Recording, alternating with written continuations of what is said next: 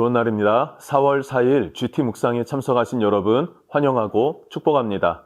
오늘은 요한복음 18장 33절에서 40절 말씀으로 빌라도의 신문이란 제목으로 하나님 말씀 나누겠습니다. 이에 빌라도가 다시 관장에 들어가 예수를 불러 이르되 내가 유대인의 왕이냐? 이는 네가 스스로 하는 말이냐? 다른 사람들이 나에 대하여 내게 한 말이냐? 빌라도가 대답하되 내가 유대인이냐? 내 나라 사람과 대제사장들이 너를 내게 넘겼으니 내가 무엇을 하였느냐? 내 나라는 이 세상에 속한 것이 아니니라. 만일 내 나라가 이 세상에 속한 것이었더라면 내 종들이 싸워 나로 유대인들에게 넘겨지지 않게 하였으리라. 이제 내 나라는 여기에 속한 것이 아니니라. 그러면 내가 왕이 아니냐? 네 말과 같이 내가 왕이니라. 내가 이를 위하여 태어났으며 이를 위하여 세상에 왔나니 곧 진리에 대하여 증언하려 함이로라. 무릇 진리에 속한 자는 내 음성을 듣느니라. 진리가 무엇이냐? 이 말을 하고 다시 유대인들에게 나가서 이르되 나는 그에게서 아무 죄도 찾지 못하였노라. 6월절이면 내가 너희에게 한 사람을 놓아주는 전례가 있으니 그러면 너희는 내가 유대인의 왕을 너희에게 놓아주기를 원하느냐? 그들이 또 소리질러 이르되 이 사람이 아니라 바라바라. 바라바는 강도였더라. 33절부터 살펴봅니다. 이에 빌라도가 다시 관정에 들어가 예수를 불러 이르되 내가 유대인의 왕이냐. 빌라도가 예수님은 정치사범 아니고 그냥 유대인들의 너희 종교 재판 정도로 끝내면 된다라고 이야기를 했는데 종교인들은 그게 아니었죠. 대제사장이 뭐라고 합니까? 우리는 죽일 권세가 없다. 죽이겠다라는 거죠. 그러면 지금 빌라도가 다시 예수님을 재판하는 거예요. 신문을 하는 것입니다. 그 질문이 뭐냐면 네가 유대인의 왕이냐라고 질문을 해요. 그런데 34절을 보니까 예수께서 대답하시되 이는 내가 스스로 하는 말이냐? 다른 사람들이 나에 대하여 내게 한 말이냐? 너의 그 질문이 네가 궁금해서 묻는 것인가? 아니면 다른 사람들이 그렇게 시키더냐? 물으라고 하더냐라는 거죠. 너무나 당당하고 너무나 위험 있는 그런 예수님의 모습을 봅니다. 35절을 보면 이제 빌라도가 당황했어요. 그래서 대답합니다. 내가 유대인이냐? 내 나라 사람과 대제사장이 너를 넘겼다 라고 하면서 네가 무슨 일을 했길래 도대체 이 상황까지 왔는가? 이런 질문을 합니다. 36절에 주님이 대답하세요. 네가 유대인의 왕이냐라는 것에 대한 대답이겠죠. 내 나라는 이 세상에 속한 것이 아니라 만일 내 나라가 이 세상에 속한 것이었더라면 내 종들이 싸워 나로 유대인들에게 넘겨지지 않게 하였으리라. 이제 내 나라는 여기에 속한 것이 아니니라. 유대인의 왕이냐라고 질문에 뭐라고 대답하십니까? 간접적으로 나는 유대인의 왕이다. 그런데 나는 이 나라를 다스리는 왕이 아니다라는 거죠. 이 세상에 속한 것을 통치하는 왕은 아니다. 그렇게 오시지 않았다는 사실이에요. 예수님 어떤 왕으로 하셨습니까? 내 나라는 세상에 속하지 않았다? 그러면 하늘에 속했다라는 거죠. 하늘에 속했다. 하나님 나라. 하나님의 나라는 어디입니까? 누가복음 17장 20절 21절에 보면 하나님의 나라는 여기 있다 저기 있다 할 것이 아니요 너희 마음에 있다라고 말씀하셨어요. 우리 마음 안에 하나님의 나라가 있다. 우리가 어떻게 하나님의 나라를 누립니까? 내 안에 주님이 충만히 거하실 때, 내가 주님 안에 거했을 때, 주가 내 안에, 내가 주 안에. 조금 더 실제적으로 표현을 한다면 성령 안에 거해서 성령이 충만해졌을 때 내 안에 누가 나를 주장하십니까? 성령이 주장이세요. 또 나의 삶을 누가 이끄십니까? 성령이 나를 감싸 안으시고 나를 압도하셔서 이끌어 가십니다. 주님과의 연합 뿐만 아니라 그렇게 연합된 또 다른 형제와의 연합, 주님 안에서 우리가 연합되어졌을 때 그런 상황 자체가 하나님의 통치, 하나님의 나라가 임한 그런 상태. 누가 다스립니까? 예수께서 다스리십니다. 여러분, 그 하나님의 나라를 누리고 사십니까? 만약 하나님의 나라를 누리지 못한다면 두 가지입니다. 하나는 예수님과의 연합, 두 번째는 형제와의 연합. 이 두 가지가 깨져 있다면 이 땅에서 하나님 나라를 누릴 수는 없어요. 그러나 이 두 가지가 충족된다면 우리는 이 땅에서도 하나님 나라를 누리며 살아가게 된다는 것을 기억하길 바랍니다. 37절입니다. 빌라도가 이르되 그러면 네가 왕이냐? 예수께서 대답하시되 내 말과 같이 내가 왕이니라. 그래, 내가 왕이다 라고 말씀하세요. 그러나 내가 이를 위해 태어났으며 이를 위하여 세상에 왔나니 곧 진리에 대하여 증언하려 함이라. 그래, 맞아, 나는 왕이야. 그런데 나는 진리에 대하여 증언하러 왔다라고 말씀하세요. 진리에 대하여 증언하러 왔다.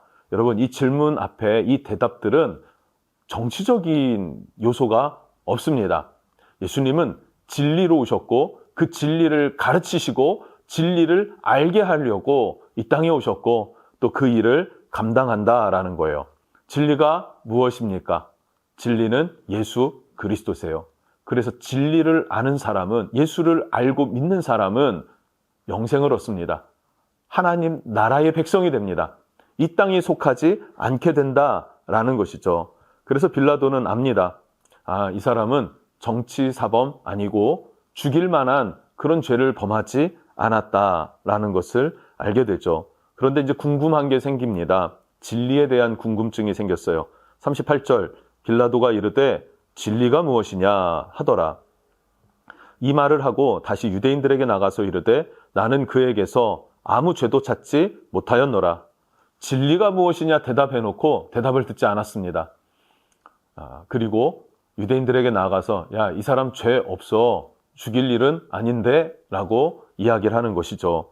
너무나 아깝지 않습니까, 여러분? 빌라도 진리이신 예수님 앞에서 진리에 대한 질문을 했어요. 마치 사마리아 여인이 예수님 앞에서 내가 남편이 없습니다 라고 하는 것과 똑같은 거예요. 어디에서 예배해야 합니까? 라는 질문을 한 것과 똑같은 상황 아닙니까? 그런데 예수님으로부터 답을 듣지 않고 돌아섰다는 거예요. 왜 그랬습니까? 질문은 했지만 갈망이 없었기 때문에, 기대하지 않았기 때문에. 여러분, 우리가 주님 앞에 나아갈 때, 예배할 때, 잠시라도 기도하고 이렇게 묵상하며 나아갈 때, 여러분, 주님의 은혜에 대한 기대가 있으십니까? 진리이신 예수님에 대한 기대와 목마름이 있는가라는 걸 한번 생각해 봐야 됩니다. 그리고 형식적으로가 아니라 갈망, 그리고 기대감, 이렇게 주님 앞에 나아갈 수 있는 저와 여러분 되었으면 좋겠습니다. 자, 그래서 빌라도가 내어놓는 타협안입니다. 39절, 6월절이면 내가 너희에게 한 사람을 놓아주는 전례가 있으니, 특사라고 하죠. 특사로 파견되는 광복절 특사 이런 거 있잖아요. 죄를 좀 감해주는 이런 것들이 있는데 그런 전례가 있었던 것 같습니다. 그러면 너희는 내가 유대인의 왕을 너희에게 놓아주길 원하느냐? 좀 비아냥거리는 거죠. 유대인의 왕을 너희에게 놓아주길 원하느냐 하니 40절, 그들이 또 소리질러 이르되 이 사람이 아니라 바라바라 하니, 바라바는 강도더라 라고 이야기를 해요. 유대인의 왕을 놓아주냐? 바라바를 놓아주냐? 그랬더니 사람들이 바라바를 구합니다. 바라바는 오늘 성경에서 강도라고 표현을 했는데 그냥 잡범이 아닙니다. 이 사람은 정치사범이에요. 왜냐하면 열심당원에 속한 사람이다 라고 학자들은 유추하고 있습니다. 그래서 로마에 저항했던 그런 정치사범.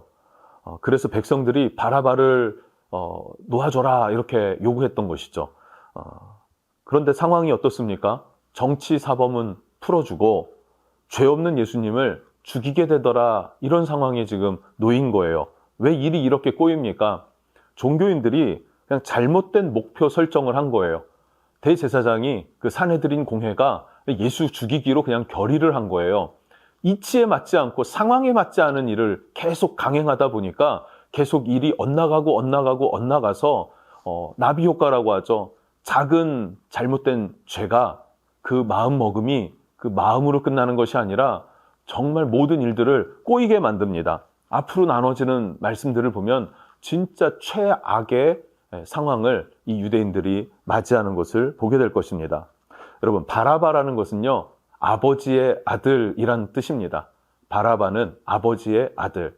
여러분, 사람의 아들을 살리려고 하나님의 아들을 죽였다라는 그런 상황이 놓여지죠. 맞습니다. 이것이 하나님의 뜻이었고 예수님이 선택한 길입니다. 왜 그렇습니까?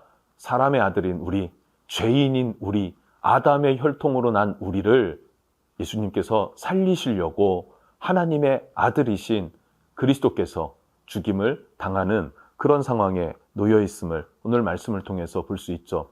아쉬움은 이것입니다. 빌라도, 이 사람은 예수님의 죄 없음을 알았음에도 불구하고, 진리 앞에 섰음에도 불구하고 진리의 주님을 발견하지 못했다는 것이죠. 여러분, 우리에겐 이런 실수 없이 항상 주님 앞에 겸손히 목마름으로 그렇게 묵상하는 여러분, 기도하는 여러분 되셨으면 좋겠습니다. 기도하겠습니다. 좋으신 하나님, 감사합니다. 우리가 예수를 믿으면서 경계해야 할 것들이 많이 있습니다. 원수 사탄은 우리를 삼키려고, 넘어뜨리려고 정말 우리를 항상 목도하고 있고 우리를 주목하고 있습니다. 그때 우리가 종교인들처럼 잘못된 목표 설정으로 우리 인생을 크게 엇나가게 하는 일이 없게 해주시고, 중간에 주님께서 깨닫게 하신다면 겸손히 즉각적으로 나를 바꾸어내서 주님의 말씀을 받아들일 수 있는 그런 겸손한 마음을 허락해 주시옵소서. 빌라도는 진리 앞에서도 진리를 알아차리지 못합니다. 진리를 받아들이지를 못합니다. 그러나 우리는 주님의 은혜로 말미암아 어떤 일이 있더라도 진리를 알고 진리로 나아가는 삶, 진리 안에서의 삶을 살아갈 수 있도록 우리를 복 주시옵소서. 예수님의 이름으로 기도합니다. 아멘.